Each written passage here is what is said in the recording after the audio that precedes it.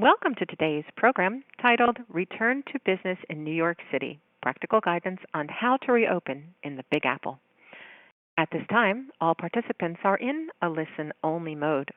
For those of you who are logged into the web presentation, you are encouraged to submit questions throughout the conference by typing them into the text box on your screen.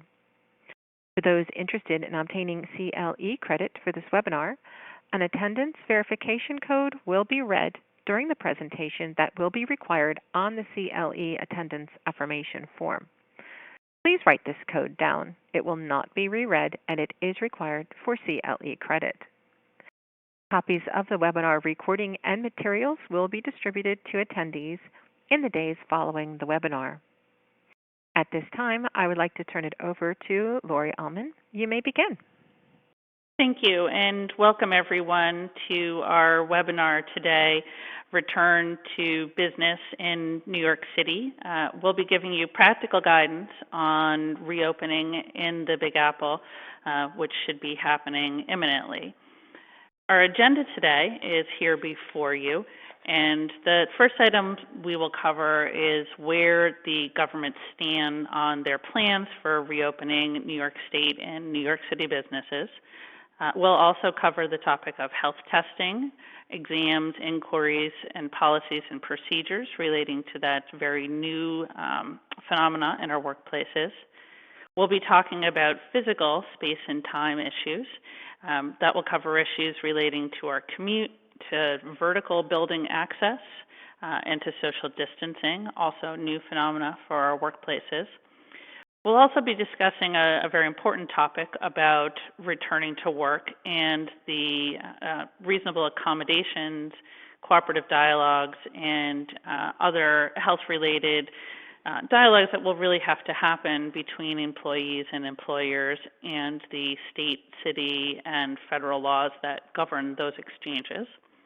We'll be talking about minimizing potential wage and hour risks, because the changes in how, when, and where we work really brings wage and hour challenges to the forefront, and we'll discuss best how to manage them and to mitigate risks for employers.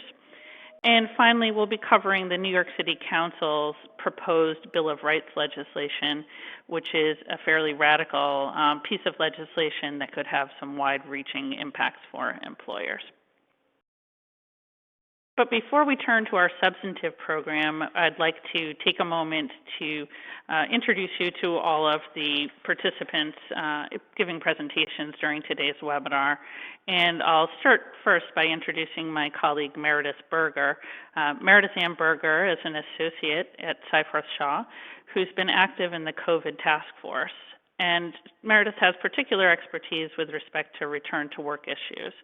Meredith has been providing practical guidance to employers on the issues they are now facing, most notably the logistics of this new normal, including testing, health-related inquiries, and paid leave for employees in the whole tri-state area. She regularly counsels employers and provides creative solutions for their businesses, and also litigates a wide range of employment matters. So welcome, Meredith. Thank you, Lori, and I'd like to introduce Ann Dana. Ann is a senior associate in our New York City office. Her practice focuses primarily on counseling and litigating complex discrimination claims. Ann is also a member of the firm's COVID-19 task force, providing clients with guidance on essential business designations and operating risks, return to work accommodations and planning, and agency guidance on discrimination claims. She is regularly named a rising star by super lawyers for labor and employment. Thanks, Meredith. And I'm going to go ahead and introduce Lauren Kaczynski, who has 25 years of experience counseling and litigating on behalf of employers regarding complex discrimination, wage and hour, and other employment law issues, including through our cross-practice COVID-19 task force. He's inducted into the College of Labor and Employment Attorneys and acknowledged as a BTI Client Service All-Star and by sources such as Best Lawyers and Super Lawyers. Thanks, Ann. I'd like to introduce Jenna Usenheimer, a fellow partner in the New York City office who exclusively represents employers and has done so for over 15 years. She's an active member of the firm's COVID-19 task force as well, and since March has been regularly presenting to firm clients and bar associations on key labor and employment considerations in connection with the pandemic. Her practice focuses on complex litigation, primarily in the wage and hour space. She also routinely counsels employers on such subjects as reductions in force, WARN Act considerations, federal and state mandatory leave laws, and wage and hour considerations. She was recognized by Best Lawyers in America for 2020 and has been named a rising star in New York Metro Super Lawyers for each of the last 5 years. Thank you, Lauren.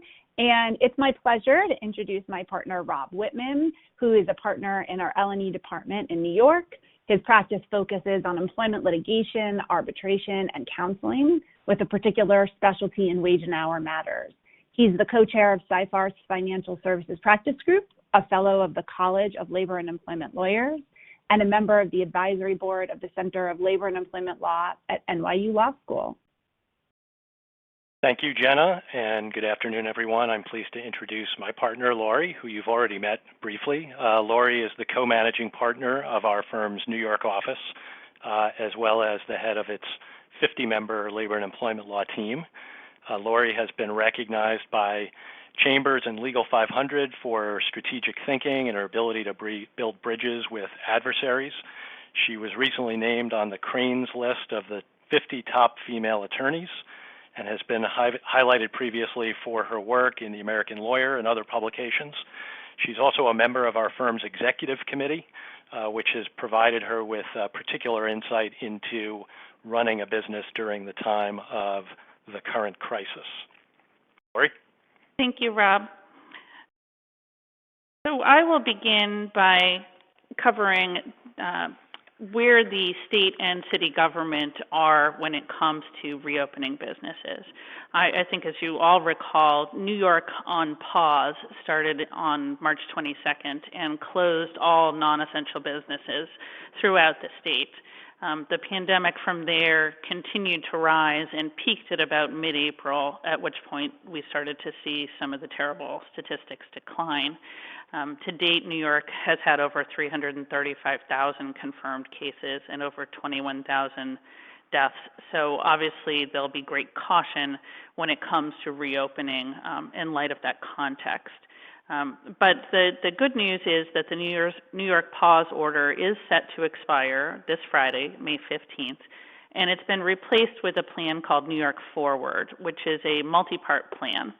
The first item is that the plan includes is a statewide reopening of certain low-risk business. I noticed that this was inaccurately reported in the Post today as a by-region reopening, but it's actually a statewide reopening of businesses, including landscaping, gardening stores, tennis, and drive-in movie theaters, if you can manage to find yourself a drive-in movie theater.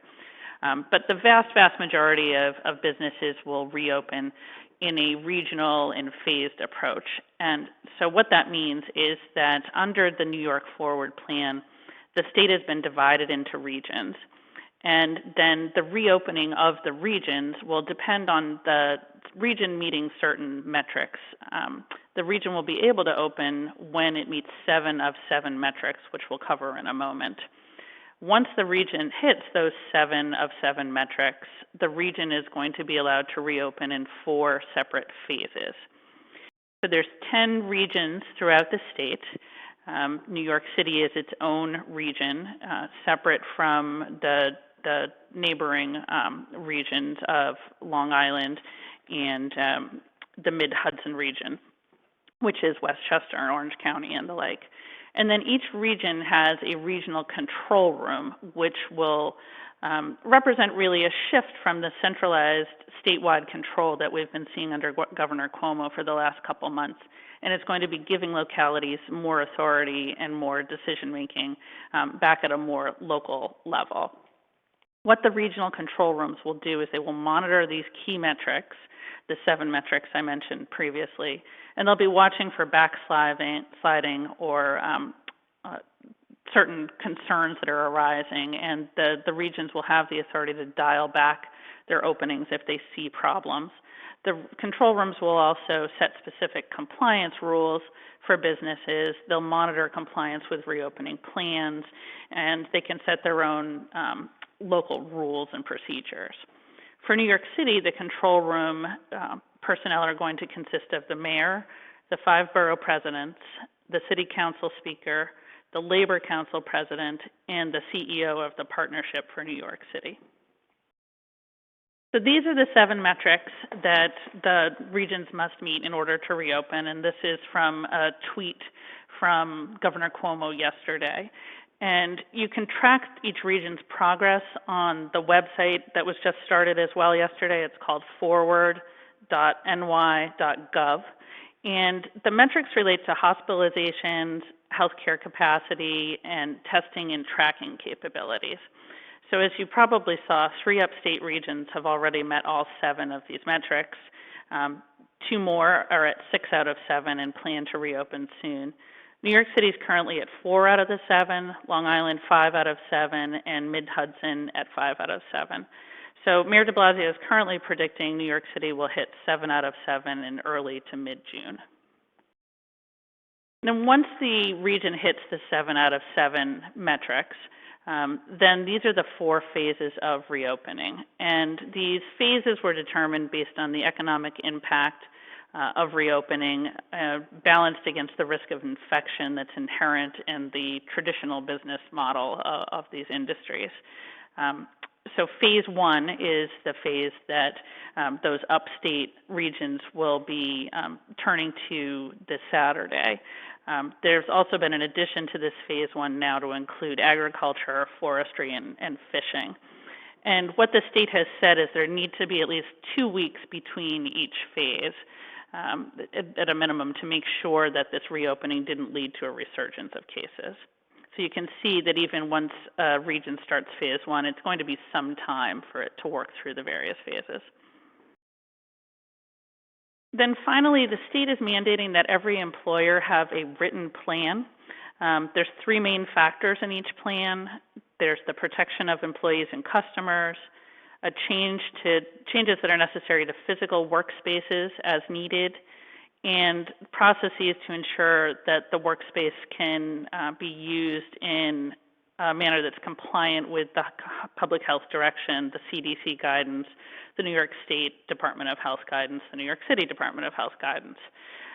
This slide also lists a number of factors that Governor Cuomo identified as requisite specific items to cover in the plan.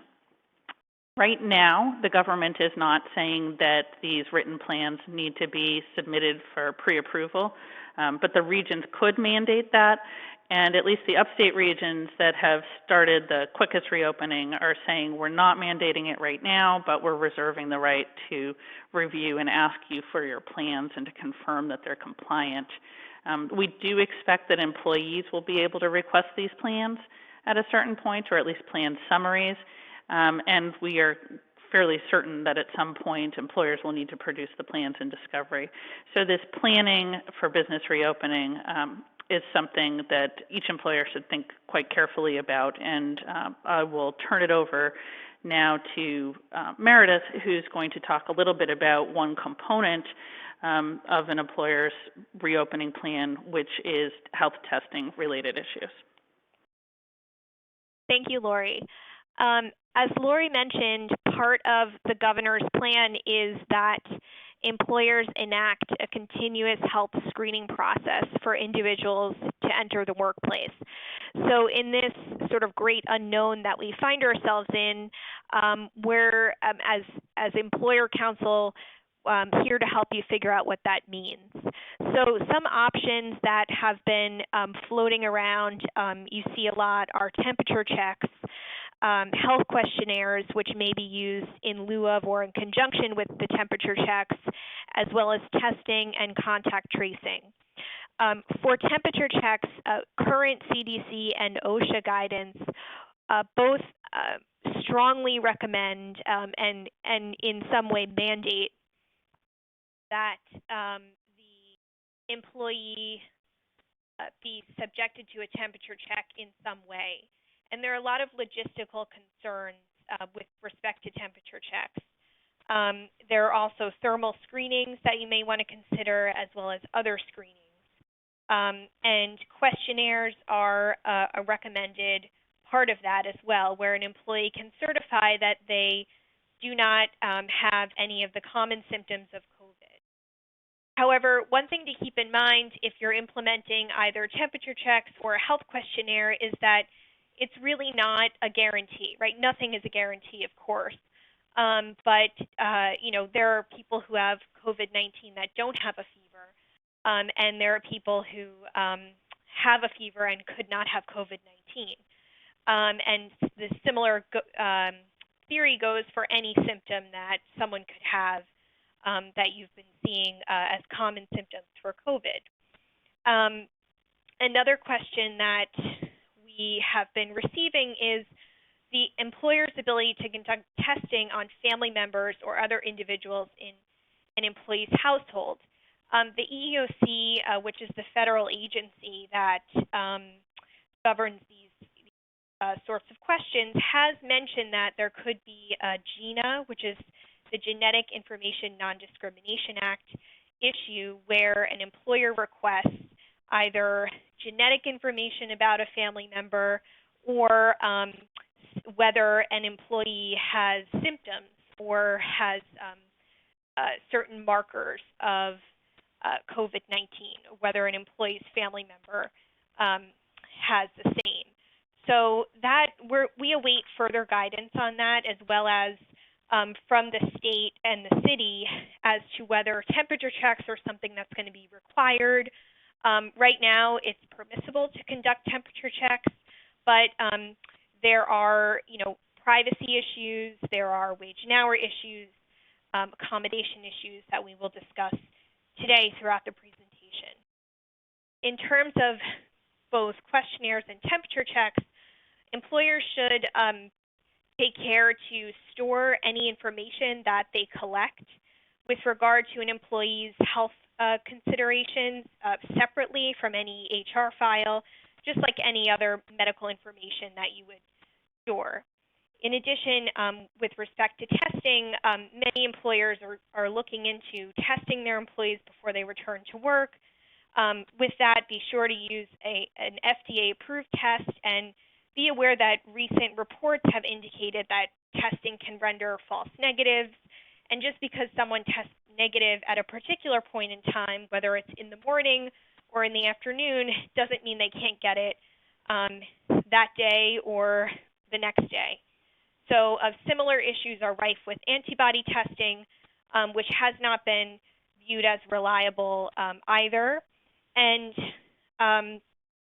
if you do require testing, under New York state law as well as under federal law, an employer must pay for medical examinations, and that could also mean paying for the thermometer if you're requiring temperature checks. Contact tracing is also something we're seeing is very important, and that employers develop a procedure to determine if there is a diagnosis of COVID in the workplace, to determine who that person has come in contact with and make sure that people are quarantined properly. We've listed here some suggested policies that for your consideration. These are things that are here to stay and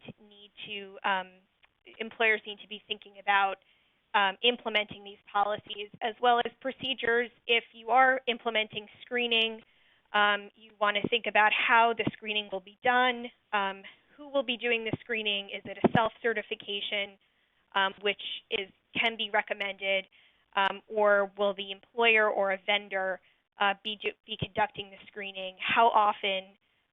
Where, if you are screening in the actual workplace, where will that take place, and the confidentiality concerns that are rife with that, as well as sourcing any tools that you'll need, such as PPE, to protect other employees who are conducting the scanning, and coming up with an internal reporting procedure. And we would recommend something like a process map for that, where you can really set out in advance what employees need to do and what on back end HR and others need to be doing in order when there is a positive test or someone is symptomatic. There are various issues that arise with respect to testing, accommodations, which you'll hear more about from my colleague Anne later on in the presentation, paid and unpaid leave issues for employees who can't be in the workplace. You're all probably familiar with the FFCRA, which will provide leave for an employee who's diagnosed as well as for a family member who has symptoms or is seeking diagnosis. New York State provides leave for an employee who's subject to an order of quarantine or isolation. And an employee could also use New York City earned sick time to care for either themselves or a family member. One thing that's particular to New York is the law protecting lawful off-duty conduct. I think you're going to see that there will be people who are engaging in activities that increase their chance of infection outside of work, and that therefore increase the odds that they're bringing COVID-19 to the workplace. But there is a fine line between what you can and cannot regulate. For the most part, an employee can do what they will outside of work, but you'll be seeing things like, oh, I saw so-and-so on Facebook at a party, and now I don't feel comfortable working, within 3 feet of him. So that you'll start to see those kinds of issues arise. And similarly in New York City, as Lauren will discuss in just a few seconds, there are density and sanitation challenges. We're in old buildings, possibly we're crowded, we're going on the subway, and it's just harder than in any other area, even other urban areas. And that is what makes New York City unique. So with that, I will turn it over to Lauren for his Reconsidering Physical Space and Time. Thank you, Meredith. Now we're going to focus on reconsidering physical space and the time in which people are near each other, not just on site, but also on the way to and from on site.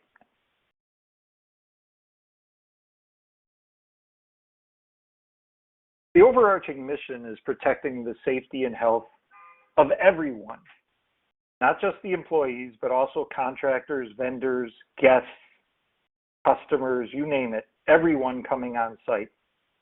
Why? It's the right thing to do. There's also taking part of the legal framework when we're looking at employees. OSHA, the Occupational Safety and Health Administration, has puts on employers a general duty to provide employment and a place of employment that's free from recognized hazards that are causing or are likely to cause death or serious physical harm. And yes, COVID-19, the coronavirus, is already recognized as something that is a hazard, that can cause death or serious physical harm. So as a result, OSHA is telling all employers that they're expected to make a pandemic hazard assessment and develop and or update preparedness and a response plan. If you are in an industry like construction or heavy manufacturing, you've been very used to dealing with OSHA and having these kinds of plans for other purposes. If you're in a white-collar industry, you might not have had much interface with OSHA before, but you need to now. All employers need to, to take these steps. And we do strongly advise that your plan be in writing because it will help you with defensibility of the steps you've taken. There are certainly a host of other legal obligations and associated risks, and we're going to cover some of those throughout the rest of this webinar, and they're covered in more detail in our Seyfarth's Return to Business Checklist and other publications which are available on our website, and hopefully many of you have already reviewed. It's helpful to be reminded of why the space-time continuum matters for protecting safety and health. According to the Center for Disease Control, COVID-19 spreads mainly among people who are in close contact, and in the US, the CDC has defined that as within about 6 feet. Elsewhere around the world, they have they put up, in meters, other buffers, they're fairly close to 6 feet. For a prolonged period, and the CDC has described that as from 10 minutes or more to 30 minutes or more. And why? Because the transmission we found is primarily via respiratory droplets from speaking, coughing, or sneezing. And droplets land in mouths, noses, or eyes, or are possibly inhaled into lungs of people nearby. Its transmission also might occur through contact with contaminated surfaces, followed by self-delivery to eyes, nose, or mouth. Off of that point, it's important to note that all the learning to date suggests that you cannot get the virus through skin transmission, meaning it does not permeate your skin and you get infected that way. But because we often touch our hands to all kinds of other places, including our eyes and mouth, that's how the touching in the surface can end up leading to infection. It's also important to note that later waves of infections are likely, according to health experts right now. But the health and safety risk will eventually diminish. What we're waiting on is the development of knowledge, testing, supply chains, treatments, herd immunity, vaccines, you name it. What's the point of that? Everybody on this webinar is wired to be creative and innovative on behalf of their businesses. And that's often great for business. But what we're finding is it's probably best to not be the path breaker on the issues we're talking about in this webinar, unless you have a very strong business need to do so. Why? Because taking steps not already recognized in government guidance or at least industry-wide recognized best practices pose greater legal risks, not to mention bad PR and worker relations issues. I mean, just today there was another article in the Times on how employers are implementing costly measures for returning to work that might not be that effective.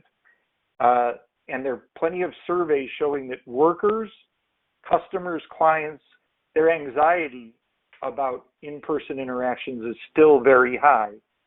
So the question becomes a calculus of when it makes sense for you to reopen. And again, this is probably not best to get over your skis, pick your favorite mangled metaphor, unless you really need to do so.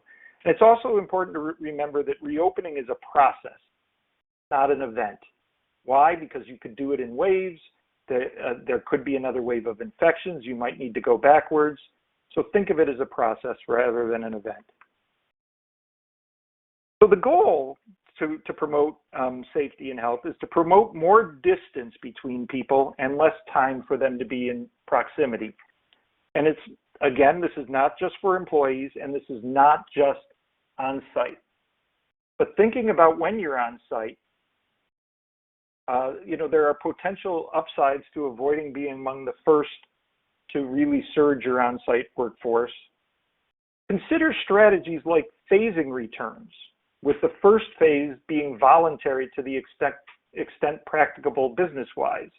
That will minimize the number of people coming in, and it will also take care of that anxiety issue among your workforce and others with whom they interact.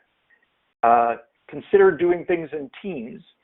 And one little practical piece of information on this, nobody likes to be on Team B. So consider other names for your teams beyond A and B.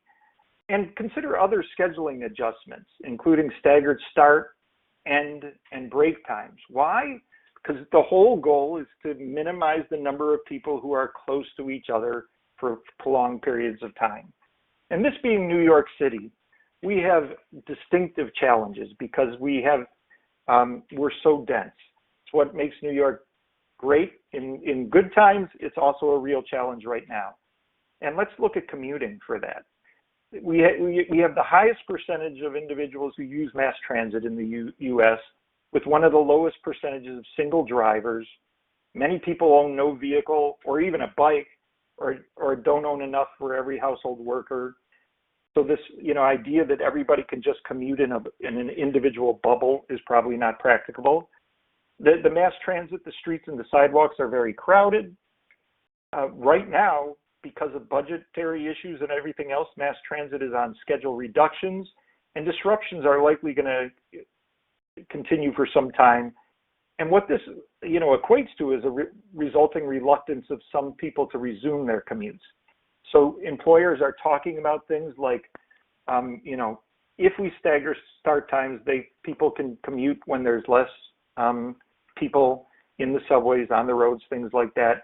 Are we going to have at least some people come in a company-provided transportation? How are we going to handle these things? An individualized assessment that needs to be made.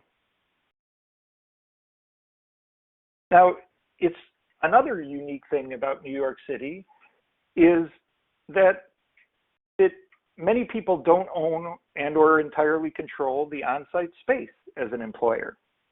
And when that's the case, it's important to coordinate early and often with your building or site owner or agent.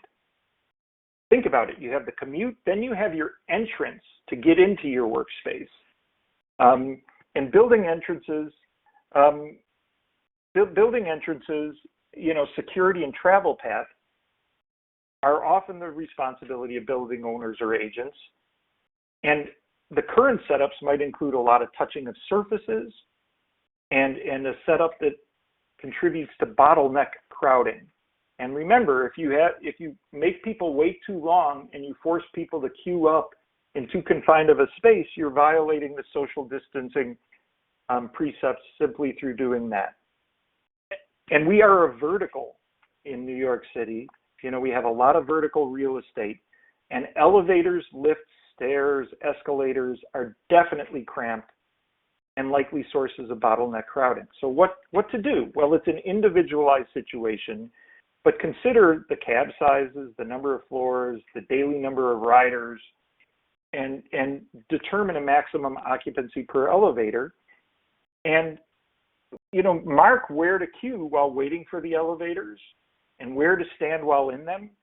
We're seeing already, and we're going to see much more of these floor markings of where you're to stand. And if you have smart elevators like we have in the New York Times building where our office is, consider reprogramming them to only take passengers to and from one floor per circuit, or some other type of programming that is designed to lessen crowding. And also, we will get to air shortly, but the common areas, the HVAC, the other building services, these are examples of things that are controlled potentially by somebody else. So coordinate early and often regarding those things. As I said, it's critical to customize your potential solutions, your planning to your circumstances. No two employers have exactly the same circumstances, and the variables are many and include things such as what industry you're in. The issues for retail are very different than those from industrial, office space, construction, entertainment, etc.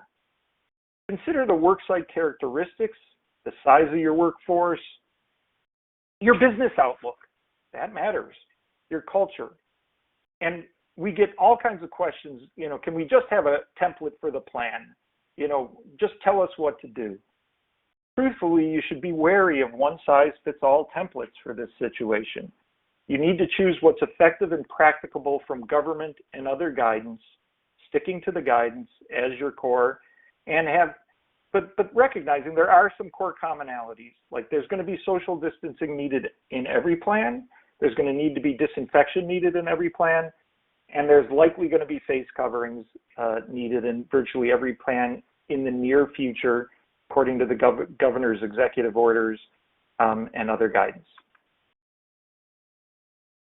So let's look briefly at surfaces and hand sanitation. There's very detailed guidance on these things in the link that's been provided in this slide, and you will get the slides afterwards. And consider surfaces warranting particular disinfection or cordoning off, removal, or propping to include shared materials like tools, copiers, keys. Coffee and vending machines is a big one. Do you just close it off? Do you remove it? Or do you just clean it much more often. Consider what to do about the access points. This is huge. Handles, knobs, locks, power buttons, switches, time clocks. Time clocks is a big one. Security pads. Are there ways you can minimize shared touching? And perhaps you prop open doors, perhaps you switch doors to electronic opening, you switch to fobs or security badges to trigger things rather than having people touch them themselves. And also the delivered items that come through to you. You need to be careful and have a plan on those. And finally, it's really important in this issue to establish and highlight soap and water washing stations and provide plentiful hand sanitizer, disinfecting wipes, and tissues. Airflow is another key thing. Studies suggest the transmission by respiratory droplets is least effective outside. When it's interior, it's really important for you to consider the way you handle your air quality. And be careful, though, to not have too much forced horizontal or upward airflow. And also consider barriers.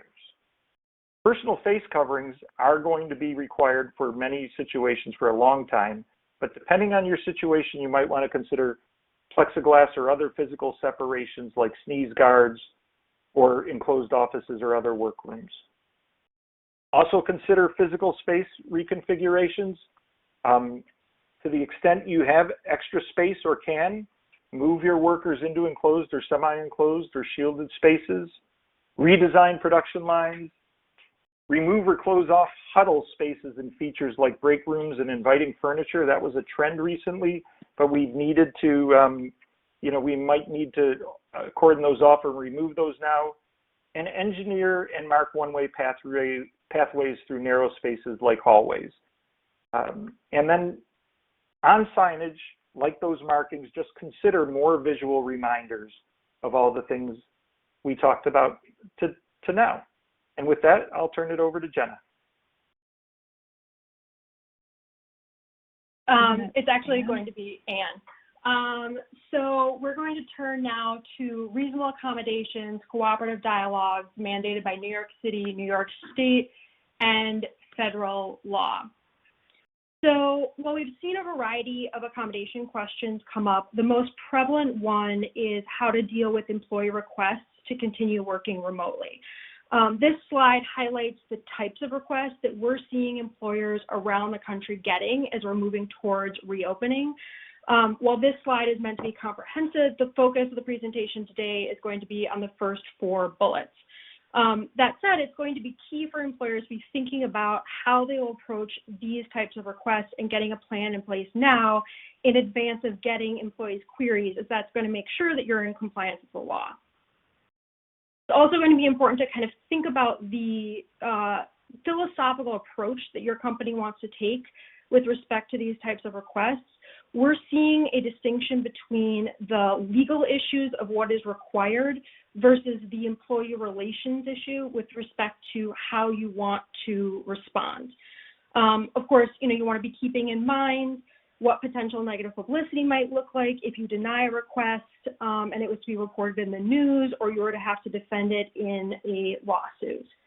And then, obviously employers' attitudes towards requests to continue working remotely are likely going to be heavily influenced by how successfully your employees have been working from home this past few months. We've all seen in the media recently a lot of articles about employers discussing, what the future of work is going to look like now that it's possible for employees to work from home. And that factor is going to really play into the accommodation question. So the key for accommodation requests for continuing to work from home is the fact that it's going to be more challenging to argue that accommodating such a request is an undue hardship if the employee has been successfully doing it for the past 2-3 months. So the request for reasonable accommodation is that first bullet we just talked about for disability.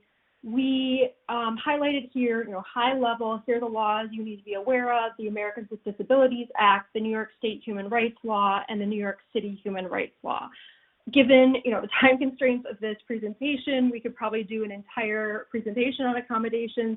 We're not going to go in depth on the various standards, but we did put up on the slide kind of the key points of the New York City human rights law for accommodating disability requests. And the key to remember in New York City is that the law requires a cooperative dialogue, which is going to be an analysis of the requested accommodation, discussing with the employee alternative proposed accommodations other than the one that they asked for. And then you're going to have to provide employees with a final written determination. And you need to remember that participation in that is not optional, that failure to engage in that cooperative dialogue in New York City is an unlawful discriminatory practice. The key here, the takeaway is that this is going to be the same analysis and the same process that you did before the pandemic, just now you have new factors to be considering. The next category is requests due to being in a vulnerable population. The CDC has issued guidance for those at risk, which has been the subject of a lot of the accommodation requests that or questions that we've been getting. And this analysis is going to differ if the request is for an employee who is a member of the vulnerable population versus the request is because the employee lives with someone or is a caregiver to someone who's a member of the vulnerable population. So it's important to remember that while employers can't discriminate against employees based on their association with someone who has a disability, there's no legal requirement that employers have to provide an accommodation request for an employee because they're living with someone or a caregiver to someone in a vulnerable population. Obviously, and Meredith flagged this earlier, you should be aware of the various leave laws that might be implicated with those requests, but that's outside of the standard accommodation question. So the CDC has issued basically two pieces of guidance. First, there's guidance on those who are at high risk for severe illness from COVID-19, and that includes two categories. The first is, an underlying medical condition.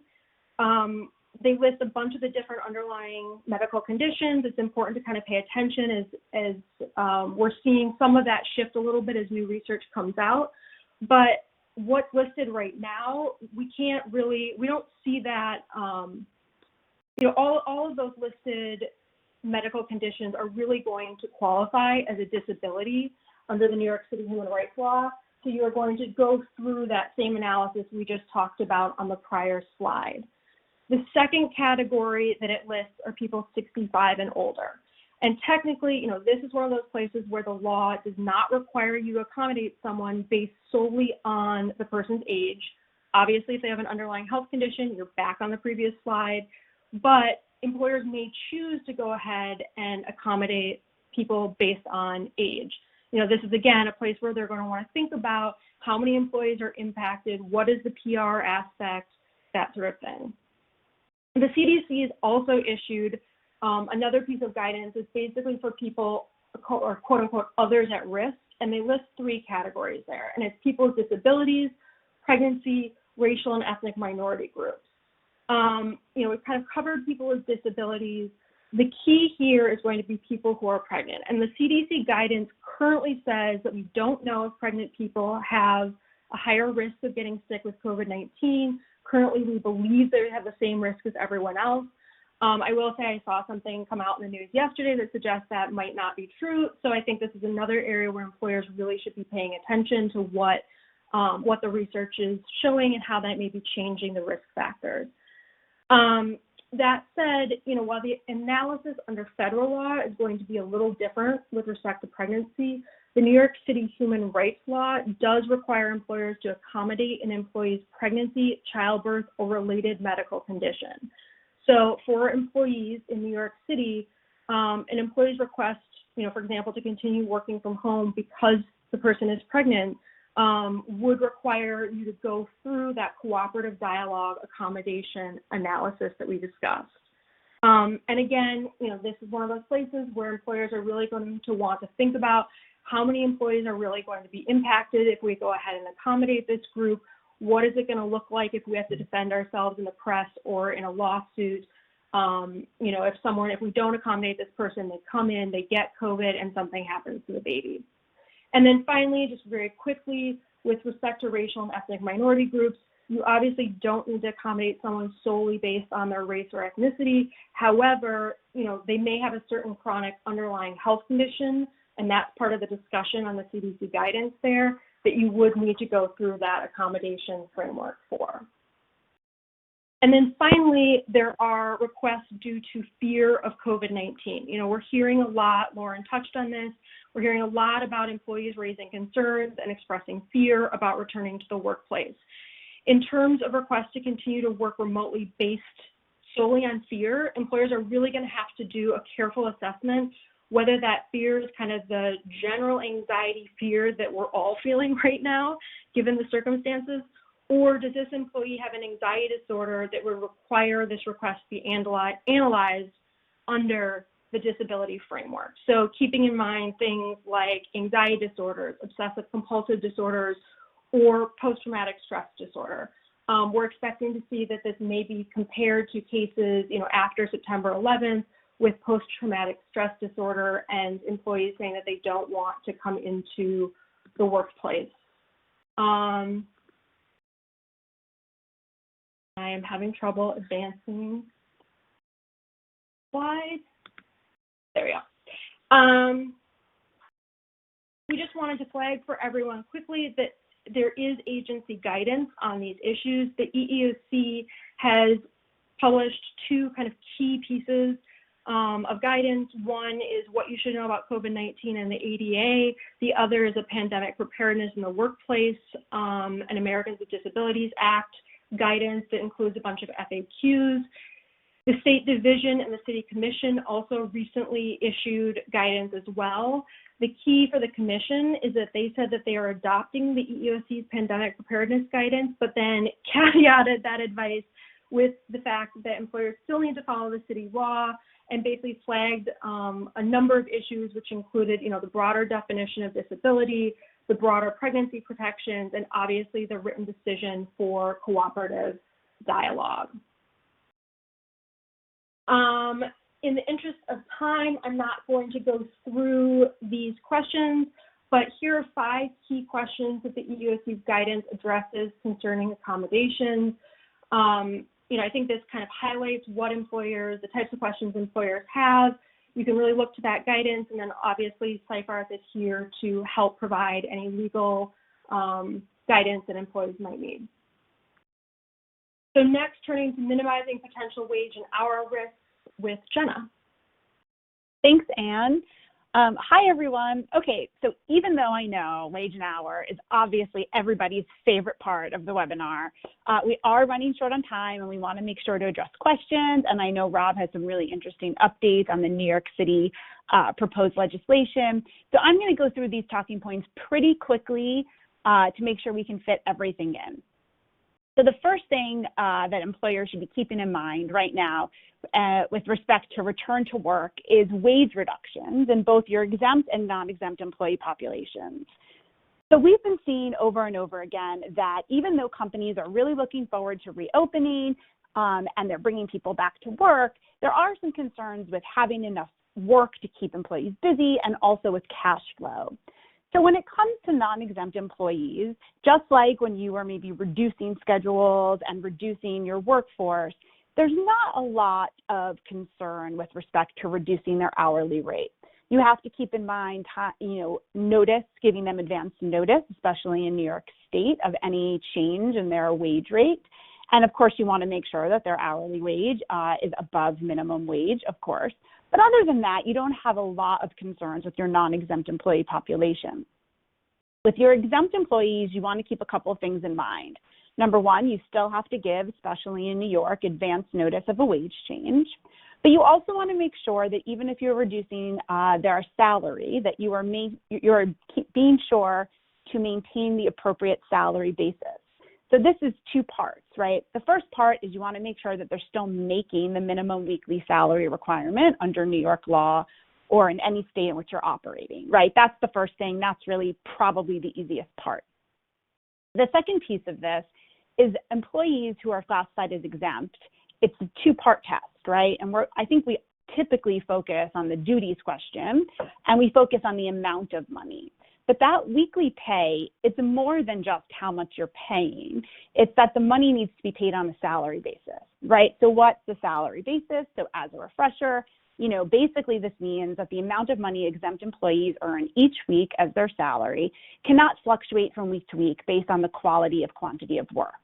So this is good news, right? So if my boss, who's on the webinar, decides that I didn't do a very good job this week, they can't decide all of a sudden just to pay me less because I only put in 80%, right? That would never happen, but it's just an example.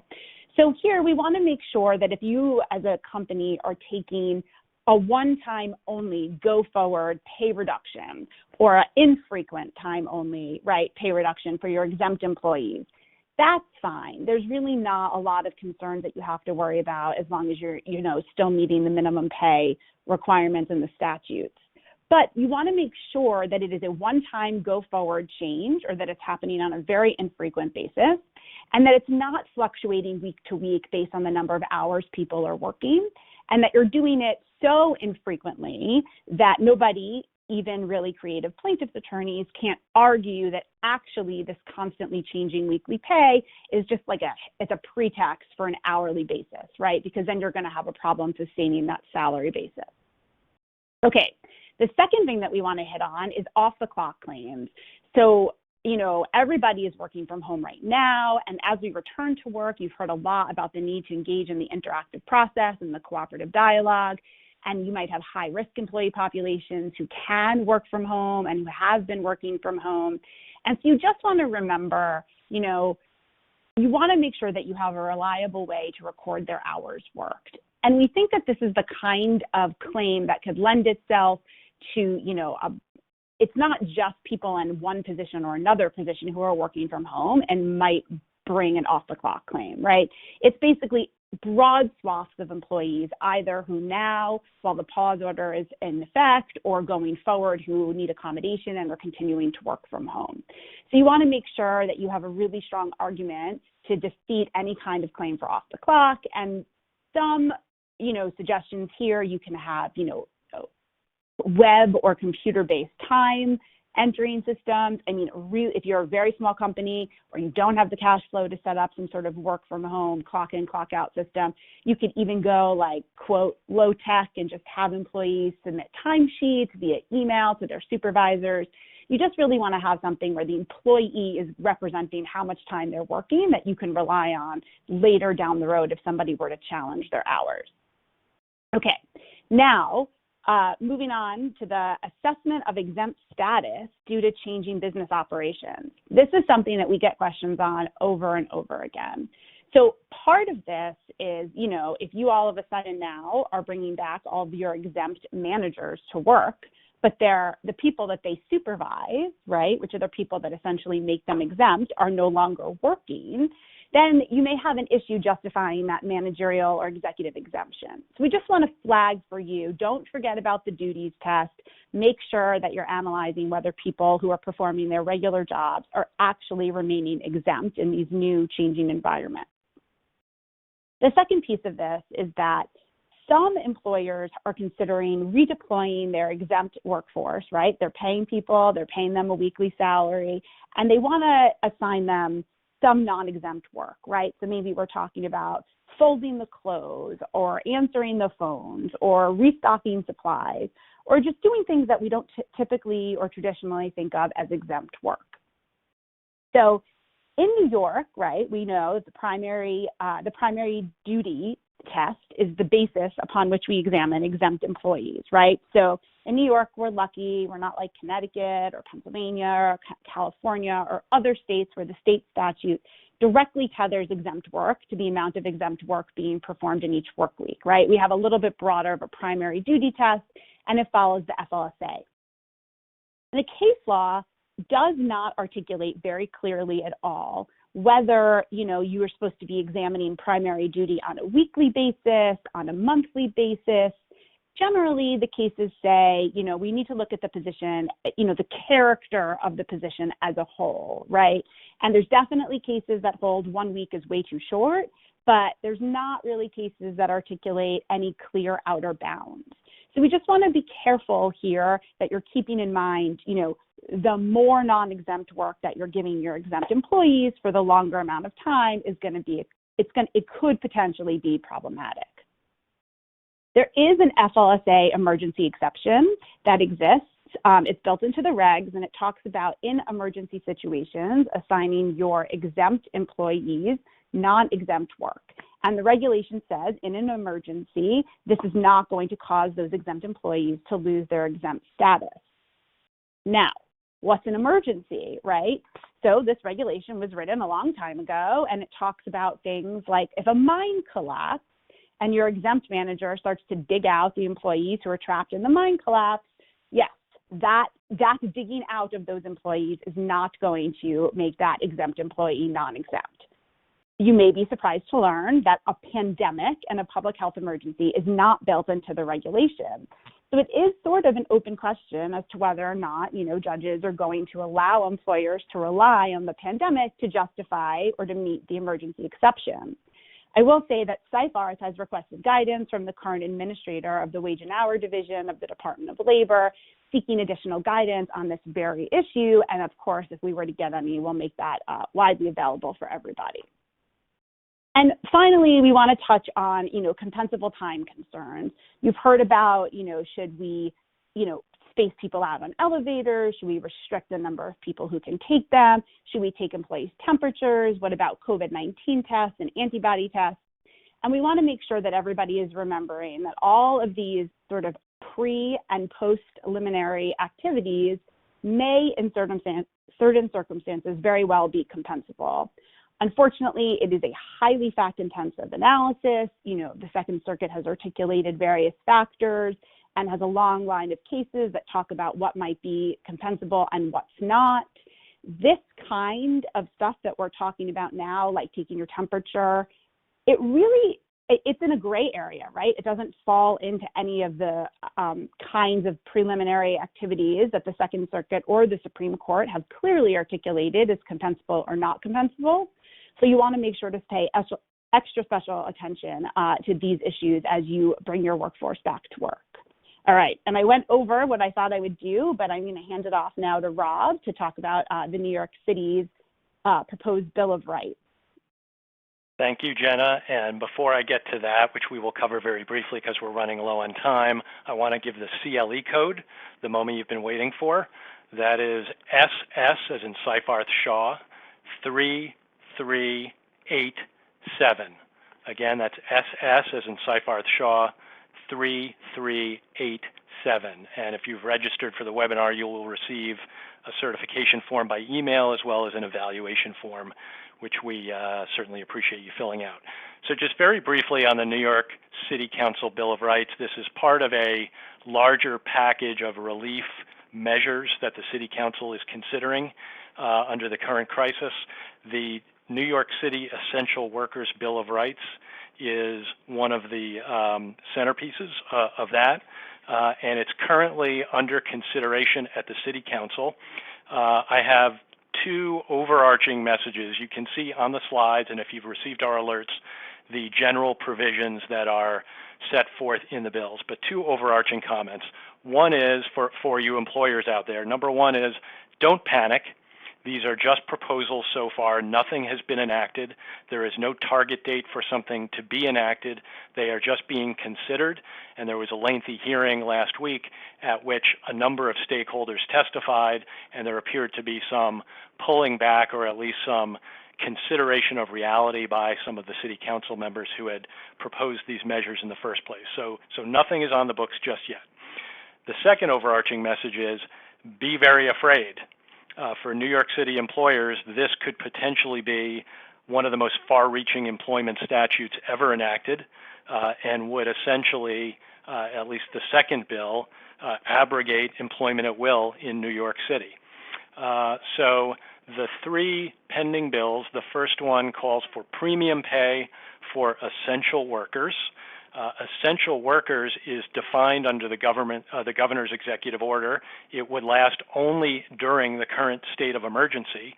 It's important, though, to keep in mind that the state of emergency will not necessarily end just when the return to work and the New York Forward Plan is implemented, but it would require these shift premiums for essential workers. The second bill would provide for just cause termination rights for workers in essential businesses, and we've gotten clarification that this too would only apply to essential businesses during the current state of emergency. And then the third measure would extend the current Earned Safe and Sick Time Act in New York City to independent contractors and would apply the three-pronged ABC test to determine whether someone is an independent contractor or not, with the burden on the hiring entity. This provision, unlike the other two, would not sunset at the end of the current emergency. This would be a permanent change to the ESTA, and so it would be a significant broadening of the coverage. So with that, let me turn it back over to Lori for some questions and concluding remarks. Thank you all, and thank you to all of our attendees for your time and attention. We are grateful for it. We will stay on for another 5-10 minutes or so to answer some of the questions. We've been grateful for very active engagement by our participants. We received over 75, actually I take it back, over 80 independent questions, which we certainly won't be able to get to all of them right now. But what we will do is commit to reaching out to each of you who asked a question and sending you an email with an answer to your question shortly after the webinar. But I think one of the most common questions that we're seeing through the question box here is about whether New York State can mandate that employers take their workers' temperatures, or whether it's acceptable to have employees take their temperature at home and then affirm when they come to work that they've taken their temperature and that they're not running a fever. And so, Meredith, could you talk a little bit more about that? Hi, yes. Can you hear me, Lori? We can. Go ahead. Okay, great. Well, there are two ways to think about this, and there are different approaches that employers can take. So self-testing in many ways has less risk because you don't have to engage an individual in the workplace to conduct these tests. You don't need to provide PPE to that person who would be taking a risk of being in close proximity with an individual, who may have COVID-19. So self-testing is in many ways preferred, and it is also better to have the employee take their temperature at home before they arrive in the office if they are going to self-test, because they can then provide either an electronic or paper certification that indicates they do not have a fever, they don't have the common symptoms of COVID that you would list out in that certification, and then submit that to HR or the designated person by the employer. New York State has not yet mandated that this take place, although I think that is coming down the pike, at least that, as Lori mentioned, businesses must have a plan, and so this could be a part of that plan to enact the continuous health screening process. We await further guidance on whether it will be mandated or not, but the employee can administer that themselves, and they can also, if the employer decides to administer it and works through some of the issues like who will do it and how will it be done, they can also provide a thermometer to the employee to have them perform the check at the office and then record it right then and there. So that's another sort of interim option rather than having someone stand there and take everyone's temperature via thermal scanner. Thank you, Meredith. Another question that seemed to be repeated from a few of our participants is how you handle an employee who is not able to work from home due to an underlying health condition, and bringing them back into the workplace would put them at some risk when it relates to COVID. What are the employer's options for handling that employee? Anne, do you want to take that one? Sure. So I think, I would stress, or I'd start out with your analysis of stressing that not able to means that the person is not actually able to, and be sure that you can defend that the person cannot do the essential functions of the job from home. I think, this is a place that we think a lot of employers are going to get tripped up on, just in terms of a lot of people have been working from home. We understand that a lot of employers prefer employees to be in the workplace, but preferring them to be in the workplace is not, going to be the standard here. It needs to be that you can defend that they cannot do the essential functions from home. I think once you've established that, I think going through the cooperative dialogue with the employee, discussing, other ways that they might be able to, other accommodations that might make it possible for them to come into the workplace. Lauren kind of touched on this, but if it's, like traveling on the subway is the problem, is there another way that you can accommodate them getting into the office? And so working with them to find out what the accommodation could be to make it possible for them to come into the workplace. Obviously, you would consider, whether there's a different position that they could do that's available, that they could do from home. And then, if ultimately you just can't, it won't work, that there's no accommodation that you can provide without an undue burden, make sure you're giving that employee the written decision, and then you can move forward with looking at terminating the employment. Obviously, I just add, if you're going to do that, you might want to consider going ahead and getting a release in that situation. Thank you, Anne.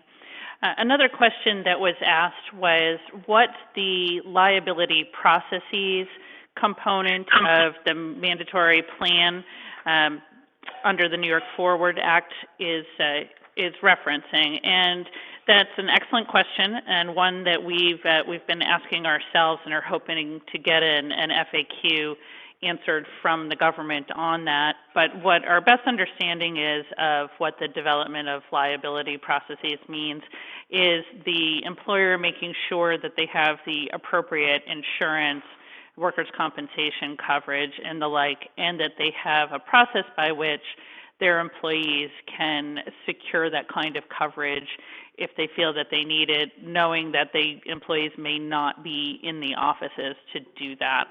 The Workers' Compensation Board, for example, has permitted remote participation in hearings and is looking for the employer to be able to facilitate that as well. So, but we do hope that the government will be publishing the FAQs to elaborate more on the mandatory plans. They're promised, but I checked the website just a few minutes before we started the webinar, and at that point they had still not been posted. So, why don't we take one more question, and the question on this is whether it's mandatory for employers to dictate that their employees wear masks while in the workplace, even if they have private offices. And so, Lauren, why don't I turn to you for that one? The answer is no. It's not required that they be worn in enclosed offices, because they're only needed to reduce the risks when you're not socially distanced, or possibly your respiratory droplets would go onto surfaces that others are touching frequently. So in enclosed spaces, they can be worn, but they're not required to be worn. Great. So we'll wrap it up there because we know that you've been generous with your time with us, but we want to let you get on to the rest of your day. So we hope that you will visit our COVID-19 Resource Center, which I'm putting up here on the screen for you to see. We have a whole task force assembled around return to business and hopefully can provide you with some additional helpful guidance in that context. And thank you for being with us. As I said, we'll get back to the individual questions that we weren't able to cover here, and we hope you all stay well. Thank you.